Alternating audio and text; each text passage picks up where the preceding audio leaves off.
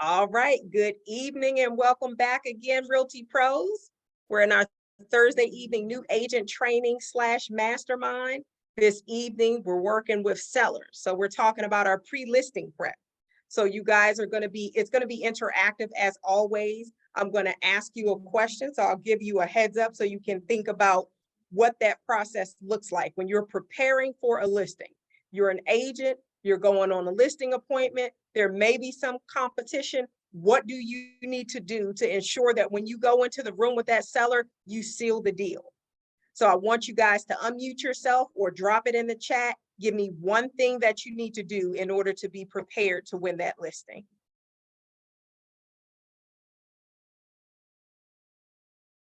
I would say know your material.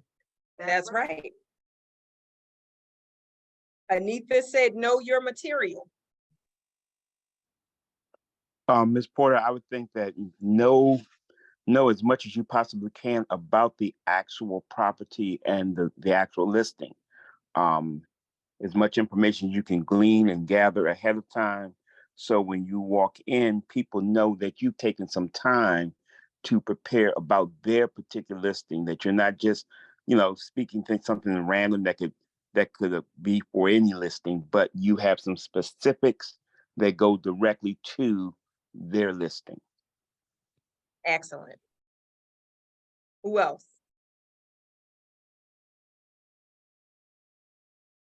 I see Darlene says intake form, have it completed. Winifred said prepare the comps, know the listing, and smile. I love that, Winifred. Always add that smile. What else? Some other people haven't yet given your answer. If somebody has already said your answer, I just want you to echo it. I would say create a relationship with the seller so that as you're speaking with them, they'll know that you do know your stuff, and make them feel warm towards you to allow you to list their home or their property. Excellent. A connection with the seller. Winifred said, try to make contact prior to the initial meeting. You guys are on the ball. What else?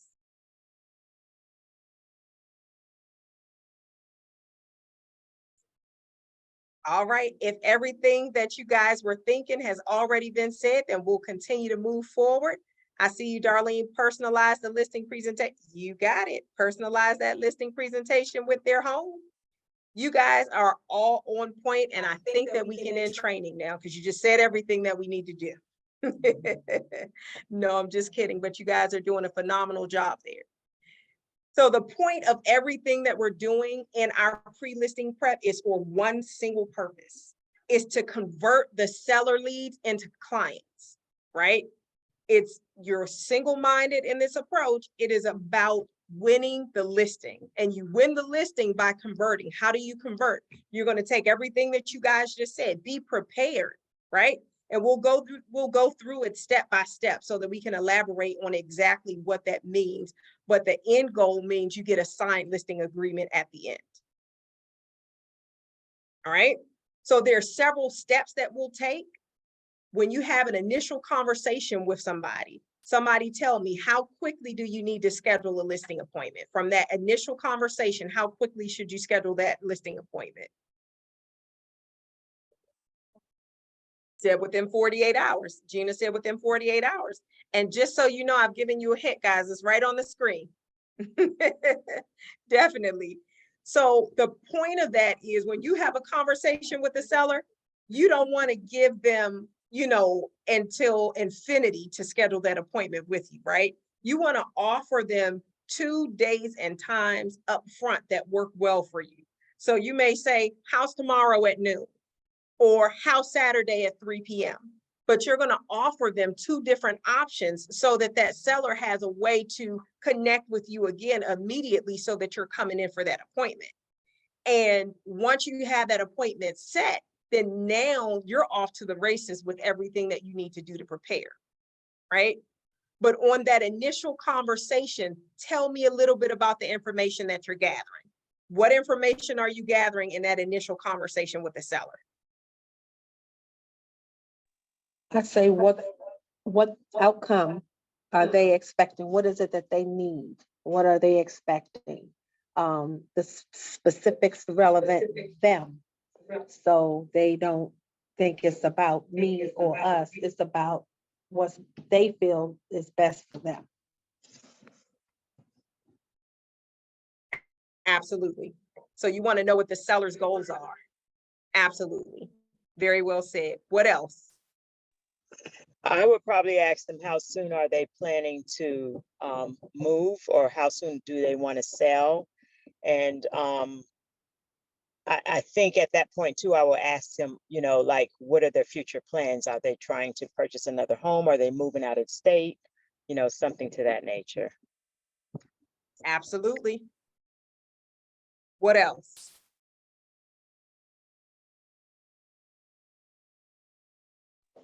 What they expect from us or me.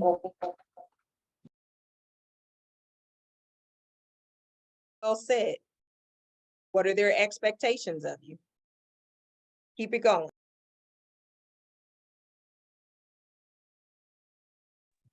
And always two, I would wanna probably know- ask, oh, I'm sorry. You always want to know also, make sure that you know the participants, the sellers, who is going to be a participant in the selling process. The decision makers, Angela said. Yes, that's a good way to say it too. There you go. Right. What else do you need to know, guys? Probably how much they were expecting to sell the home for. I mean, I know that we do a comps and everything, but sometimes sellers have their idea of what they're expecting to get out of the home, you know, financially. So, you know, sometimes if you have that, it kind of helps you when you get the comps and then create, you know, the price for the house. Very important. Very important. You can't omit that. The purpose of them selling their home is to net a profit. You need to know what their expectations are. What else do you need to know?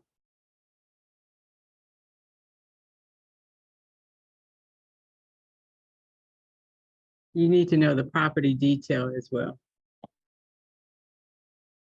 That's important for you to know what it is you're selling. What else, guys? There's so much more information that we've got to gather. Any defects that we may not see visually, but they may know inside of the home. So any type of defects that we might want to disclose or need to disclose, that could be, you know, trouble for the person buying the house in their future. Definitely. What else? So along with knowing what they want to net, you need to know what if there's an outstanding mortgage balance and what that is, or any lines of credit or anything. You got it. You all are hitting the nail on the head. If you're selling the house, how can you determine how much they're going to make if you don't know how much they owe? What else? You guys are doing a phenomenal job. Ms. Maybe if Porter, there's an HOA involved, what specifications are, you know, what's allowed, what's not, like if you could put a sign in the yard. Some HOAs don't allow you to put up a post or sign. If there are any other things, say, what's the front foot feet of the water? You know, has that been paid in full, or is there still a balance? When is due? All the specifications relevant that home. Absolutely. I heard you, Kermon. You unmuted yourself. well, I was just going to say too, one of the things that sometimes people don't think about is that there might be a mechanics lien on the home. Maybe they had some work done. Maybe they had some improvements done, and they took out a loan. They didn't realize that the loan they took out was the house was the collateral. So they don't realize that they really have a mechanics lien. So you might want to double check with that. You definitely need to know if there are any outstanding liens on the home. That's going to directly impact the seller's net. What else, guys? You guys have got your thinking caps on this evening. Yeah, also you want to know who else owns the property, because sometimes you can think that the person that's selling it is the sole owner. It could be given to them by their grandparent or somebody that they've never thought to tell you about because they don't think about it often. And if you sell the house and you only have that one person sign papers when there's actually another person who actually is on the deed or what have you, owner of the property, then that house really isn't sold or can't be sold until that second person signs as well. Absolutely. Absolutely. Also, is the house in foreclosure or not? Vital information. Did you guys hear Gina? She said whether or not the house is in foreclosure. Darlene typed in the chat, she said, is the loan assumable? That is a very hot topic of conversation in today's market. Excellent. You guys have got your thinking cap on. So in your seller intake, so in your BrokerMint library, we just went through a seller's listing, your checklist in there, and everything, not everything we went through on the training, but we introduced you guys to the seller side of the transaction. And in BrokerMint, I'll show it to you. It's a seller's checklist or the seller intake. And that's where you're going to collect as much information as possible. That seller intake is meant to guide you in the information that you're going to collect from the seller up front before you ever complete a market analysis, before you go on your listing appointment. This is your preliminary research. This is your information gathering so that you are prepared, like Herman said, so that when you go into their listing, they know that you're not just giving them general information, but you're giving information that's specific to their home, right? You're going to collect specs about the property. Tell me about your home. You know, you need to know whether it's a 4-bedroom, 3.5 bathroom, or if it's a 3-bedroom, 2.5 bathroom. You need to know if it's a Rambler or if it's a Cape Cod. You need to know if this is a townhouse or if this is a single level with the basement. Whatever the case is, this is information that you need to gather up front. Why would you need that information? And the answer is going to be obvious, but I don't want to take for granted that everybody is aware. Why do I need all of those specifics before I ever complete a market analysis? Why do I need to know? Is this a townhouse? Is it a single family? Is this a Rambler? Is it a Cape Cod? You know, is this one of whatever type of home? There's so many different types of homes that we can choose from. But what's the pertinence of that information up front? Because you want it, when you get your comps, you want to check a home that is 100% as close, similar to the home you're about to sell, to see if price ranges are in the area, just to help the seller kind of keep to a price that's legit for that area, for the homes in that area, in the year that it's built, and the amenities that it has. Spot on.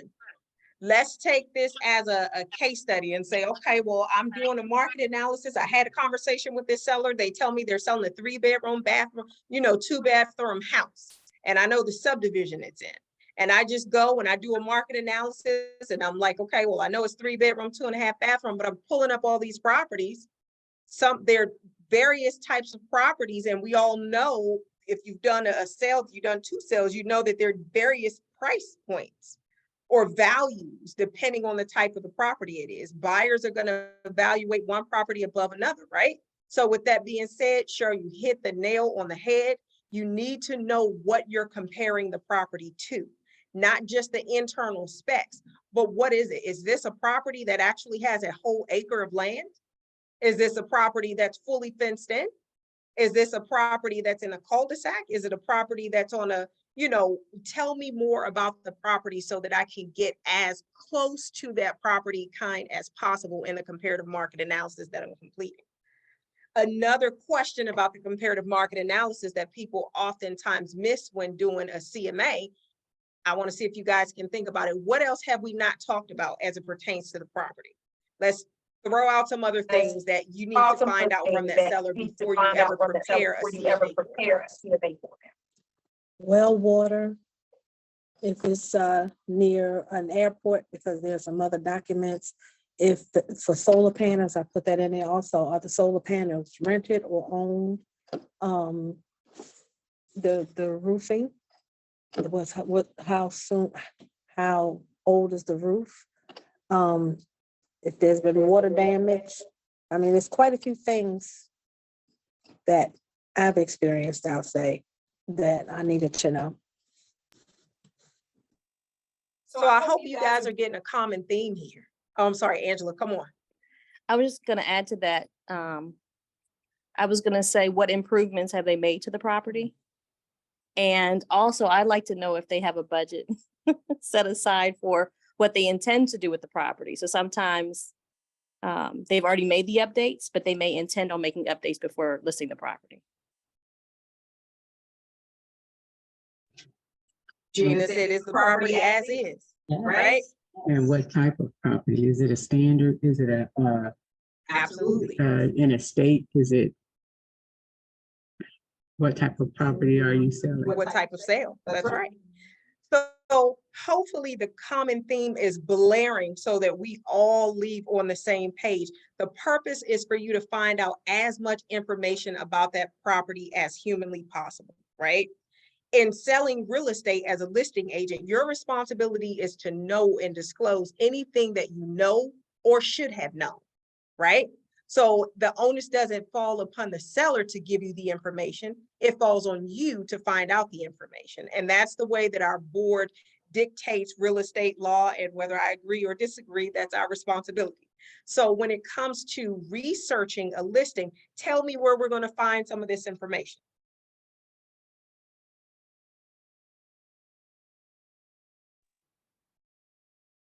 Gina said from the tax records. I'm not sure if you guys could hear her. Definitely. So you have a new listing, you scheduled that appointment within 48 hours, you just finished completing your seller intake sheet. Now you're on step 3, which is researching the property information. So where are you going to look first? What are the various locations that you're going to pull information from? Gina already said the public records. What else? Talk to me.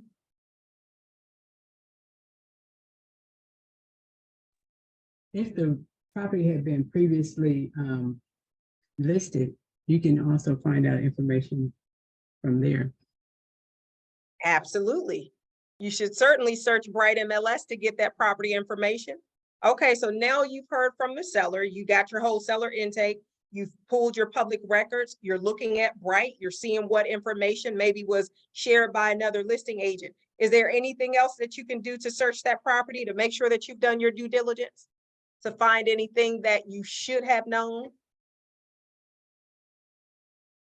Also, you want to, as far as that, so the seller can tell you what they think to, that the mortgage balance is, but you can also reach out to their lender to confirm the balance on the mortgage. And you should do that too. Also, you might be able to Google information on the property. So both of them. I'm loving the fact that you guys are thinking this evening, because Google should be a normal part of your research property for your listings, right? You need to know what information is out there about the listing that you have, because now you're going to be the representative for that listing. And some of that information is going to be accurate, some of it's going to be misinformation, but you need to be equipped with that in advance so that you know how to manage that information when you're in front of your seller, okay? That being said, also, you can look up information. Bright MLS has resources where you can look at mortgage information, you can look at refinance information, and Bright MLS as well, so that you come in with an idea of where you are with regards to that listing, okay? Let me ask you this question. As it pertains to your preparation, is there anything else that you can do to make sure that you're prepared for this listing?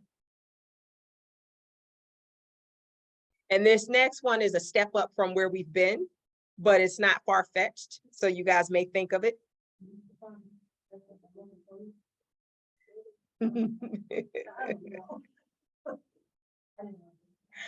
I'm thankful that that's not our responsibility to do. Gina said, check with the local police department. I'm thankful that's not our responsibility. We do not want that responsibility. Yep. How about checking with the title company to get a preliminary title search done, right? If you know that you have a relationship with that title company and you have an addendum that says the buyer is agreeing to use that title company, how about reaching out to them and say, hey, I have this new listing coming up. I wanted to find out, as much as I could. Could you do a preliminary title search for me on this? And most of the time they will. It's not going to be a thorough title search, but it will be a preliminary title search for you, so that now when you come and you sit down with that seller is going to say, Anita really knows her stuff, right? Gina really knows her stuff. These Porterhouse Realty pros know what they're talking about, okay? So this is all before you ever meet with the seller face to face. This is information that you've collected from that initial call and the due diligence that you're doing on your own, just so that when you go and meet with that seller, you are as best prepared as possible. So you see on there, take extensive notes. Of course, you would take extensive notes. But let me ask you this question. You've gathered all of this information, and now it's time for you to do a comparative market analysis. What do you need to do before you do a comparative market analysis for that property? And let me preface it by saying this, and I'll give you a hint, and the preface is a hint, right? So if you're doing a comparative market analysis as the listing agent for the sale, this is your guidance for that seller and that price point for selling. The comparative market analysis that you give them in your listing, it needs to be credible, right? You haven't been to the property just yet. You've researched information online. You've had a conversation with the seller. What should you do to make sure that your comparative market analysis is as thorough as possible?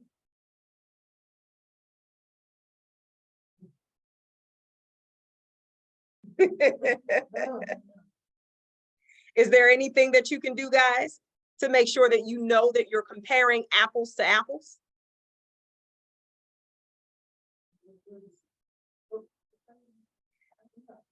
So I like Gina's approach. She said, drive through the neighborhood. And that is one of the things that you can do to do what, was it Anita said or Angela said, customize that CMA. It may have been Kerbon. One of them said it. I know that somebody said it there. But if you have not been to that property, guys, you need to be doing a virtual tour with that seller, right? You can do that on FaceTime. You can do it on Duo. You can do it on Zoom. You can do it however you need to, but you need to actually see what it is that the seller has to sell before you put your name behind a value that you're going to give them and say, okay, well, this property is going to list for between 550 and 570. Let's kind of, bring these values as close as possible to the features and amenities that your property actually has. So either visit the property or do a virtual tour. And because you haven't yet visited the property for your listing appointment, you need to do a virtual tour. All right. Can anybody tell me some of the things that you might see in a virtual tour that your seller may not have shared with you, and all of your research on Google and public records may not have turned up? Why would we say do a virtual tour? To see the condition. Yeah, because it could really be Definitely. jacked up. What else? I just want to say to make sure that it, like you just said, make sure it's not jacked up. Make sure it hasn't been damaged. A lot of people, they do not keep, especially when they know they're going to sell, they do not do the same diligence of keeping their home pristine as they do once they realize, hey, I'm out of here. You guys are hitting a nail on the head. And Darlene put in the chat, clutter. Absolutely. So here's one thing that you'll learn within working with one buyer or one seller. What people's idea of good condition is going to be different than your idea of good condition, right? It's very subjective.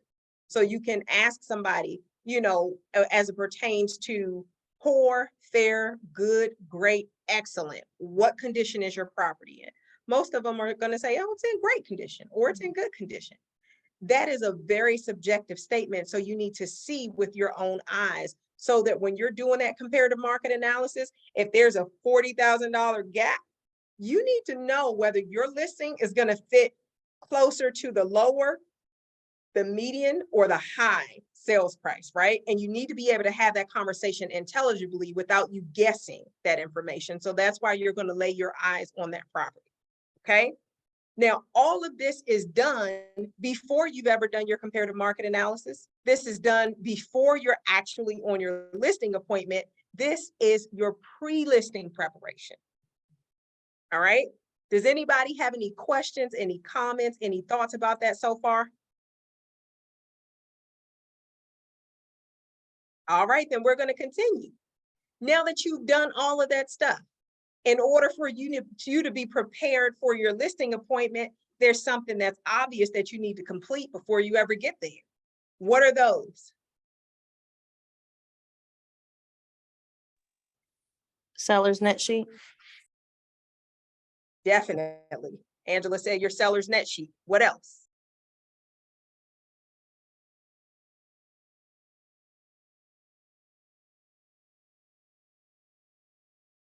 How about the document that you want them to sign so that you can walk away with? What is that called? The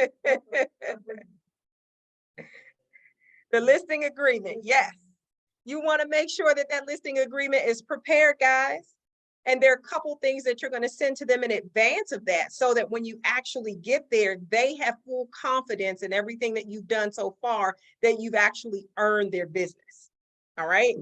So in terms of your pre-listing preparation, you've gotten through phase one of it. So congratulations, we're going to move on to the next phase, and you've actually prepared your listing agreement. But there are some attributes of your listing agreement that the seller is to complete without you. What are those? The disclosures. Absolutely. So when you're preparing for your listing, does it behoove you to send those disclosures to the seller before you ever get there? Absolutely. So here we are, guys. I want to make sure that it's clear to us the thought process that we have to have when preparing for our listing, because there's some things that we have to do that show our own due diligence. And then there's some things that we do that's going to help the seller to be ready to sign immediately when we get there.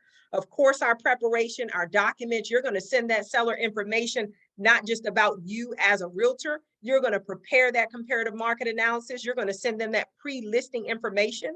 You're going to send them those disclosures, their guides that you send to them, so that while they're waiting on you to come over for this phenomenal appointment or listing presentation that you're going to do, they have something to look at, that they're looking at your documents and saying, oh, wow, okay, well, I see that Cheryl is really prepared for this listing. Let me see what maybe I have or haven't received from the other people that have come, right?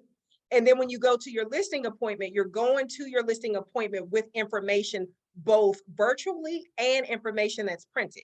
You always want to leave something, right? You've sent them information electronically, but now you're going to have your porterhouse folder. You're going to have your buyer seller guide. You're going to have a copy of your comparative market analysis. You're going to have your business card in there. All of that's going to be printed out for you. If you want to take it a step further, we can talk about what that looks like. But in terms of coming through the door with the basics, you want to make sure that that's already done. All right. And they already have their disclosures in advance. And you can even say, hey, for our meeting, our appointment that's coming up on Saturday at noon, would you please have these documents ready for me? Because the purpose of that is assuming the sale. You want to get them used to you leading them through the process. You want to get them used to you being the person that's going to say, this is what we're going to do. This is how we're going to do it. This is when we're going to do it, because you're establishing that rapport with them so that they can not just know you, but then they'll begin to trust you as a professional. All right. Congratulations. We moved past the first phase in our pre-listing prep.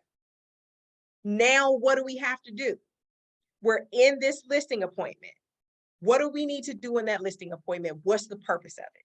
We know the end goal, but while we're having that listing appointment, what things are we being mindful of?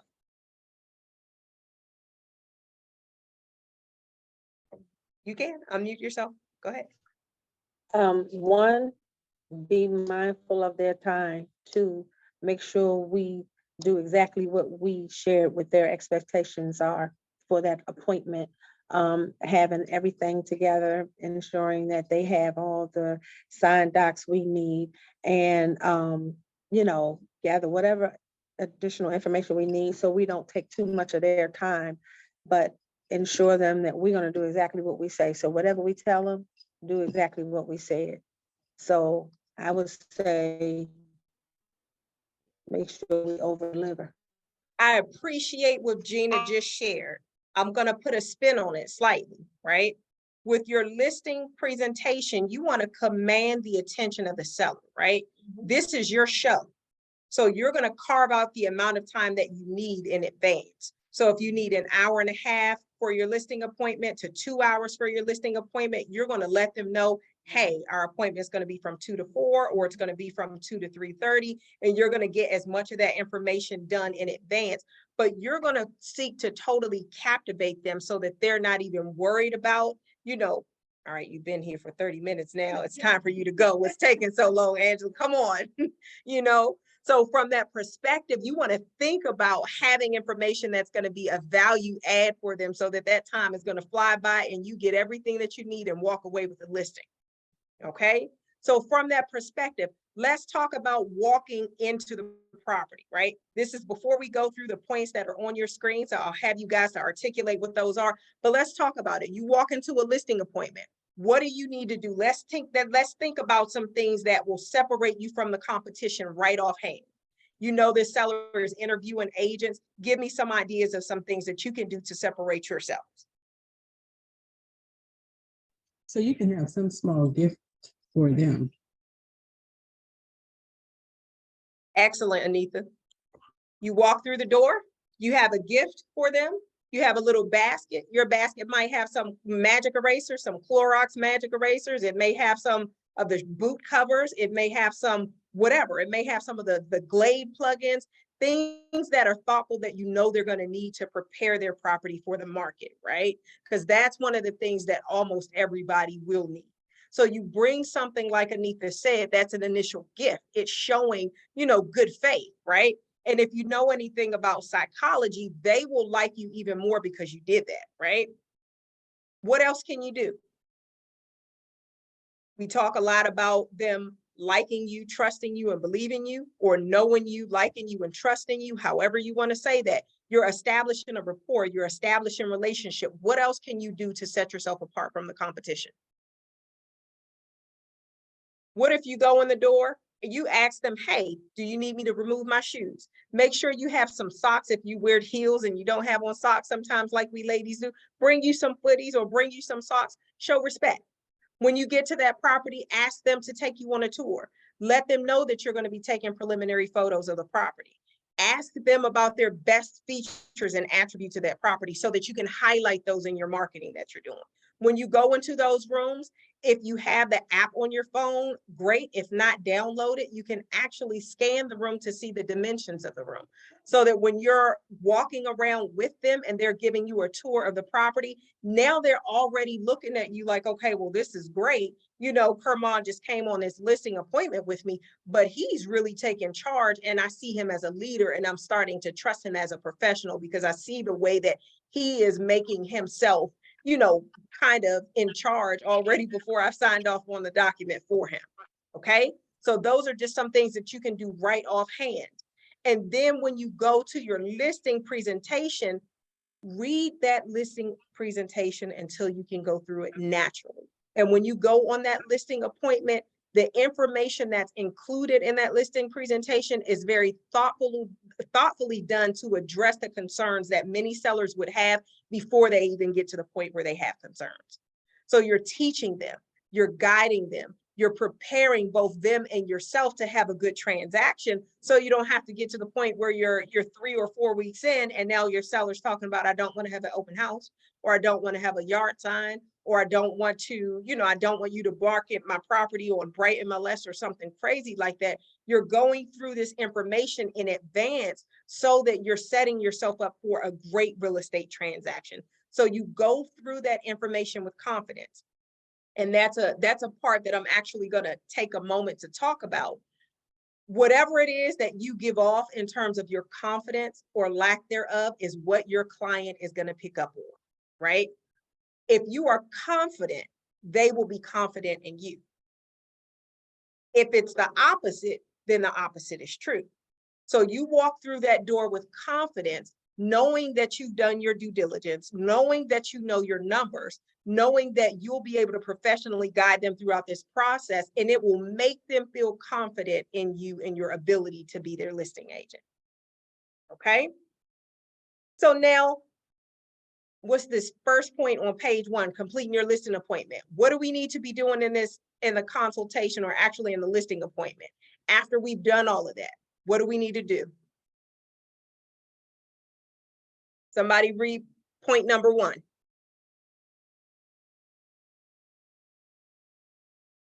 Evaluate the seller's needs in the consultation. Definitely. You're selling the property. I need to know what you need. I need to know how quickly you need to move, what your motivation is. Why are you selling? Because the seller's motivation is going to tell you how serious they are, whether they're going to be, back and forth, or whether they have to sell immediately and we need to do this as quickly as possible, whether they're willing to wait for the highest price, even if they have to list it for months, or if they are willing to get the most money that they can in the most reasonable amount of time. You need to find out what those sellers' needs are. And that's the point in the conversation where you are listening. And some of that information can be gathered as well in your initial conversation with them. And it will be when you go through your seller's intake sheet, right? We've already talked about walking through the house. We've already talked about the listing presentation. Now you're setting the price, right? One of you already said, and I didn't see the person who said it when you did, but finding out what the seller's goal is for that sale price before you ever get there. Gina, that was you that said that.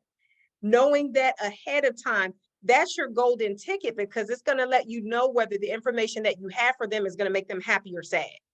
Because if you go in there and you think, oh, this is great, and my comparative market analysis is showing that I'll be able to list this property for $675, and the seller was hoping for $850, that's not a good appointment. Or if you're thinking that the seller's going to be great, you can list the property at $675, but then you find out that the seller has a mortgage for $665 on the property. That's a totally different conversation. One is a standard sale, one's a short sale, right? So finding that information out in advance is crucial for you so that you can have a successful listing appointment. Time frame, all that information, right? Another aspect of that is from the time that they hire you to be their real estate professional and the time that the property is actively listed on the market for showings. Those are 2 different time frames. So that conversation needs to be had. How quickly can you get the property ready for the market, right? And there's a tool that we use that gives the seller a certain amount of time to prepare that property from the time that you get that document signed to the time that it goes active. What is that tool that we use?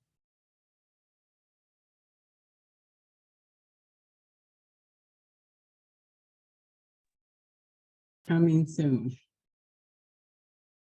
I appreciate Anita for saying that, because everything that we do, we want to let them know that time is of the essence. Time is of the essence. And when you give them that 21-day window, now they know, okay, well, I just listed with Winifred yesterday, and now I know that I have to have everything done that she informs me of on this listing appointment within 21 days from today in order for this property to be actively marketed. Okay? So remember that time is of the essence. And when you're having these conversations with your sellers, you're giving them that timeline to work towards. It is totally a mistake to go into a listing appointment and not have a timeline for the seller. We all know from doing our porterhouse, our business planning for the year, that our goals have to be smart. They have to be specific, measurable, attainable, relevant, and most importantly, time bound. So the same thing goes for any of the goals that you set for your buyer and your seller. You have to impose upon them that time is of the essence, and it is time bound. All right. Does anybody have any questions with that? All right, now you're going to need to know from them, hey, this house is beautiful. I see that you are here. You have a beautiful family. What days are going to work well for you guys to sell this property? Or, hey, you're here by yourself. You work 10 hours a day. It looks like you may have a little bit more availability. But whatever that looks like, you need to find out from them what's going to be the perfect window for them But even more importantly, this is an opportunity for you to sell them on the window that's most important for buyers, right? So the goal should be, when you have a listing, you should be convincing that seller to give you as much time for showing as possible so that you can maximize their exposure to all of the buyers that are in the market, not have them to give you 2 to 3 hours, little short windows here and there. And while we understand that there are some exceptions to the rule and that will happen sometimes, you got to go in with your salesperson's hat in this regard. And each one of the points that's going to make it most beneficial for them to get that property sold, you need to sell them on it. And you need to show them the features, advantages, and benefits, and why you need to have a wide showing window Monday through Friday as well as Saturday. If they show on Sunday, that's their choice. It's good. Some people do. But the more showing, the better. All right. And then before you leave that appointment, you must give your seller next steps. You must let them know, okay, we've had this appointment. This is the information that I gathered. This is your homework.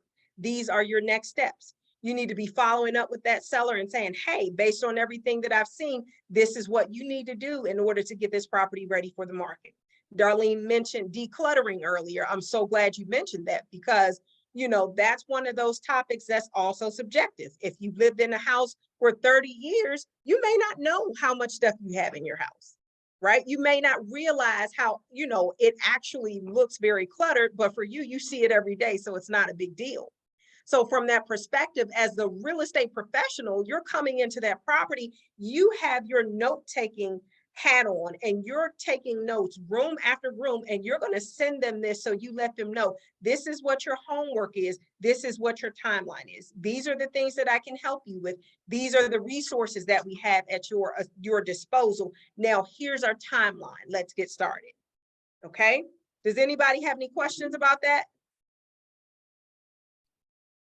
I don't have any questions, but something that I tell myself, because what I've noticed is that a seller's home is very personal to them. And so they see their home in a way that you don't see it, and in a way that a potential buyer doesn't see it, because they've lived in the house. And so it means something to them. And so you have to also I've just told sellers, okay, so we're going to take our seller's glasses off and we're going to put our buyer's glasses on. Because a lot of times, they're looking at it from the seller's perspective versus how you want them to look at it as the buyer's perspective. That was so crucial. What Anita said was so crucial. It's so important that it's a part of your listing presentation. So you'll actually see that language in there, because you want to disconnect them from the property, because the longer they're connected to the property, the longer they're going to want to hold on to it. So you regard it as the house, the property, opposed to your home, right? You're going to move them to a vision of a future home, but also for the property that they're selling. State it again, Anita, because you said that so well. So I tell my sellers, I say to them, okay, so we're going to take off our seller's glasses and we're going to put on our buyer's glasses. What is it that our buyers are looking for in a home? And does this meet? And always everyone wants top dollar. Okay, so does this meet the expectation that a buyer would have? If you were the buyer, would you pay top dollar for this? What are some things that we can do to improve it so that you'll be able to get what it is that you're asking for? Excellent. That was a crucial point. I had her to say it twice.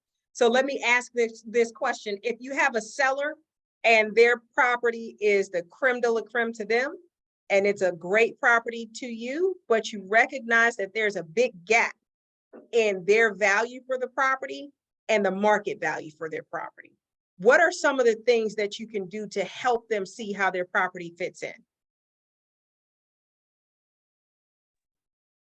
You may have to take them on a field trip. Expound upon that. Meaning you may have to, I mean, you can show them, when you show them the comps, you don't want to just show them necessarily just the outside of the home. You want to show them pictures from the inside. And if that's not effective enough, you may want to take a couple, take them to see a couple of active homes in their community at the price point that they're looking for. And so let's compare your home to this home. Anita hit the nail on the head. Darlene, I see that you're putting some things in the chat and you have your hand raised. Go ahead and unmute yourself. The only thing that I put in the chat was, it was back when we were talking about the coming soon, only because I had an experience in Virginia when we were in coming soon, and the sellers were, they dropped the ball on a lot of things they were supposed to do, and they thought, that they could get an extension. So I just wanted to put that out there, that you need to tell, explain to the sellers that, you can't get an extension in coming soon. It's 21 days, period. And then your house goes active. That is very important, guys. In talking about the difference between the date that they sign that listing agreement with you versus the date that the property becomes actively marketed on the property, I'll briefly reiterate what Darlene is saying. You have to impress upon them what we said, time is of the essence.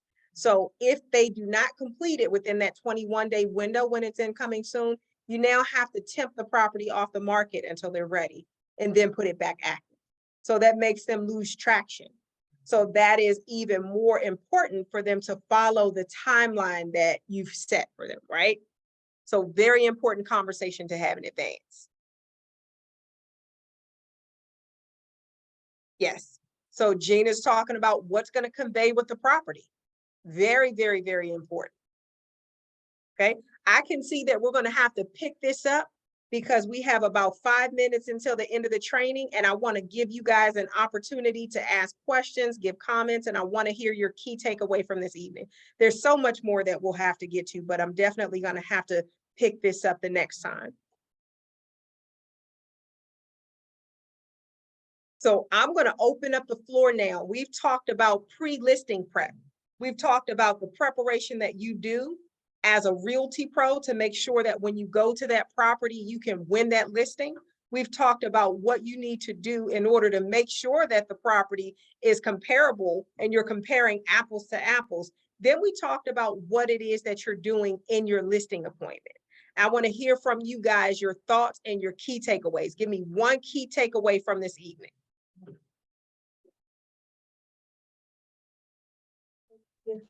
Okay, take a gift with you when you go over there, and so they'll look at you as you being considerate, you being thoughtful, just ask, is it okay? Do you need to take your shoes off? You're showing respect. Excellent. Who's next? Jennifer said, she said, confidence is key while you're in your listing presentation. That's a good one too. Excellent. Herman, I see you've unmuted yourself. Yeah, I really love what Anita said. When she said, now we're going to take I think she said we're going to take our seller glasses off and put our buyer glasses on, so that people don't think that you're trying to disrespect what their house is. No, what we're doing is I know that you put a lot of love in your home. I can tell that, you've raised your family here. I got this from Angela Skipper, as she walks people through and she's saying all, but at the same time, she's letting them know though how a buyer will see it. We know that you put a lot of love. We know that you raised your family. We know that you got little things that make a big difference. And the last thing is, people have to understand, anything that you did to your house, it's not a dollar to dollar sale. You put $5,000 in, you think you're going to get $5,000 out. Not necessarily so. So that's one of the things that I learned, and that you have to just let people know that buyers see it differently. So I love I'm going to put my glasses on. I'm going to take my glasses off and put my glasses on. I like that. Excellent. Who else?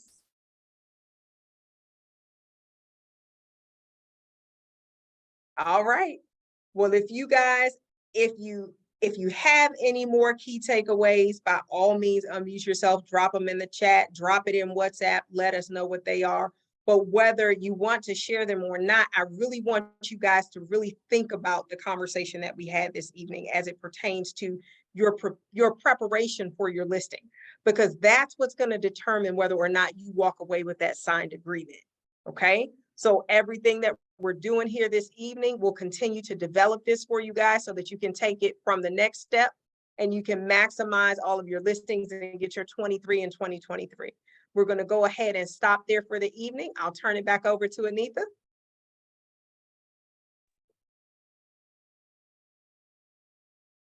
Okay, thank you so much, Mrs. Porter. So this was just the tip of the iceberg as far as working with sellers.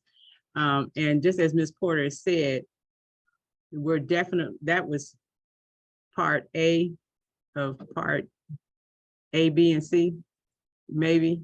Yes, so thank you so much. We appreciate you sharing that with us this evening. I'm sure that this was beneficial to everyone who was on the Zoom this afternoon or that joined us this evening, whether it was via Zoom or in the office. And so just wanted to make sure that there is no one else who has anything to contribute. If there isn't, we're going to go ahead and we're going to end. Oh, yes. Well, okay.